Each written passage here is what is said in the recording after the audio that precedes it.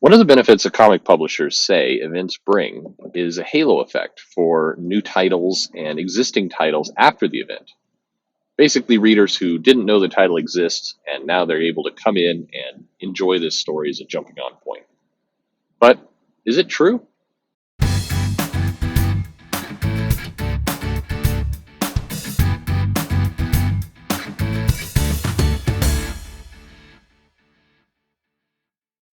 Hey, this is Perch. Probably a quick video. Somebody asked the question, that there's this statement that gets made a lot by the publishers that when they do the event, after the event, you've got these exciting new books. So the event is like the big kind of get them into the building, and then in that process of showcasing this big event to a wider audience, you kind of dangle a bunch of other either new titles or existing titles at them and go, hey, if you liked this event, follow, the story continues in these books, and you can pick them up.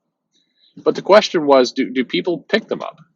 Does it actually happen? And the answer is largely no. I can say with pretty kind of definitive, both personal experience and even looking at places like Comic-Con, I think it takes a bit of work, but not much.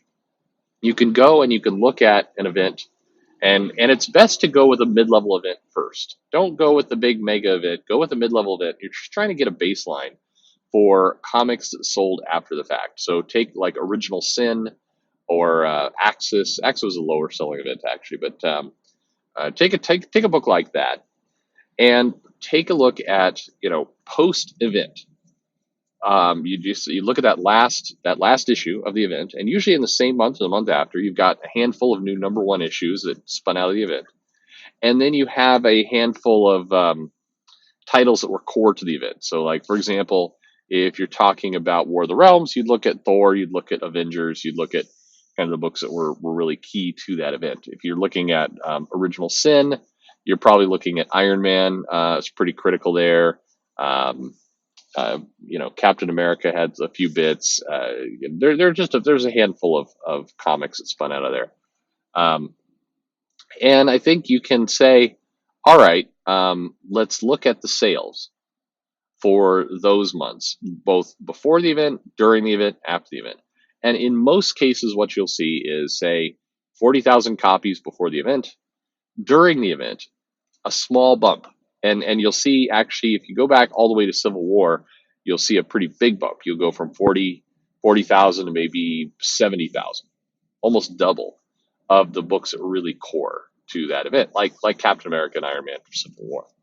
But as time went on, that number decreased a lot. A lot of people have put a focus on kind of what has happened with the relaunches and reboots and number ones. But I think the more interesting story to tell is what happened to the core books in the event that are not the event, the core crossover books. What happened to them?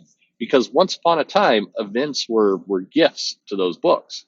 And I mean that from a sales perspective. The writers usually hated them. They were kind of inflicting this storyline kind of right in the middle. But if you look at, even things like that didn't have a standalone title, but things like Inferno or Fall of the Mutants back in the day, or any of these kinds of books, you would see a bump, a pretty sizable bump for and especially if it was something like Fall of the Mutants, and you had Uncanny X-Men, which sold quite well, and you had New Mutants, which didn't sell as well. You'd see New Mutants get to be a similar sales number to Uncanny X-Men because all boats rise. But today the core crossover titles get a very modest bump, maybe a 10% bump. So you're like 40,000, maybe 45,000, and then after the event, usually, if they're throwing a brand new creative team or some other things, you'd see maybe it hold the event numbers. Like it would go 40,000 before the event, 45,000 during the event, 45,000 after the event. But more often than not, you get 40,000, 45,000, 40. Or more recently, the more alarming number is you get a drop. It's becoming, it's not common, meaning it's not all the books, but it's becoming more frequent that the books drop after the event to a lower number than what they were before the event. and that's an alarming kind of, what is that telling us? Um, that's so I think that's the problem with events, is that they're not giving off this halo event. Now, the number one issues, you might say, hey, what about those? Well, those sell high for number one issues, but if you compare them to other number one issues going out that had nothing to do with the event, you'll see that the numbers are about the same. You can't point to anything actually in the event that says, yeah, this book spun out of the event and it was a number one book, and it sold better than if it was just there was no event and there was a number one book. You can look at stuff like Valkyrie of the War of the Realms series, or you could look at the Winter Soldier series that came out of Original Sin, or just you can look at some of these different titles, and you can see that you put a superstar creative team on it, it will sell better as a number one issue, and number one issues always sell better. But the percentage of drop, the factors around the number one issue are always about the same. It really doesn't matter whether it's tied to an event or not tied to an event. It no longer matters. Now, again, if you want, go back. You look at Civil War. You look at Secret Invasion.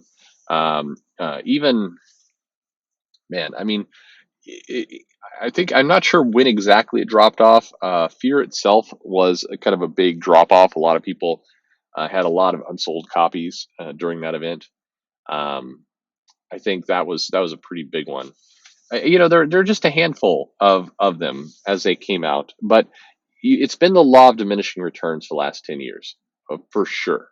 And part of that's just there's too many events, there's just too many books, and it's no longer special anymore. But also, I have this internal belief that you can never make your effort, your event, your story, your comic, whatever it might be. You can't make it look blatantly like a marketing cash grab. And I think more recently, Civil War II had this bit in the last issue where all these different visions of the future spilled out of Ulysses, and they were visions of what could happen, but the visions were all related to comics that were going to be coming out. It was like the marketing and the advertising was actually embedded, not subtly, in the story. You look at Secret Invasion, and you had this bit where Norman Osborn was, he shoots the Skrull Queen, and it's like you get this little panel with him kind of talking to somebody, and the in charge, like the president, and they're like, okay, we're going to do something for you. And he's like, okay, there will be a storyline that will spin out of this. But it didn't feel like a ham fisted to the face kind of thing. So that was a Bendis book. And then you fast forward more than 10 years later to Civil War II, and it's like, oh my God, we're getting visions of the future. And they're drawn by the creative team that's going to be doing that. Oh, here's an ad for Secret Empire. Here's an ad for, this. Yeah, it lost its subtlety, and so it felt like we were getting marketing in the middle of the story. And even in War of the Realms, you got this moment where Daredevil's talking to She-Hulk, and he's rattling off. It's like, oh, you cannot believe the trials to come. There's the Ghost Rider race, and there's the, Moon Knight problem, and he's just going over these storylines that are going to come up, and it's like, this feels like advertising. This really feels like advertising. It does not feel like organic as part of the story, as they say. So I think that's part of it too. It's just if you, and that's my own personal theory. I think if you hammer people over the head with something, they're more likely to want to resist. It's natural human nature. If you tell them, hey, you're going to love this, you're going to like it, then they will like, yeah, I'll prove you wrong, and then and they do. So anyway, that's my answer to you. I think the tie-in issues are no longer guaranteed any kind of sales bump, and definitely the after effect doesn't guarantee anything. And again, it's just gone to the well too many times. I think that's the short of it. So I hope this answered your question. Do you have more questions on this? Leave me a comment below. Want something else talked about? Love to know about that too. Like, subscribe, click the bell for notification, and thanks for listening.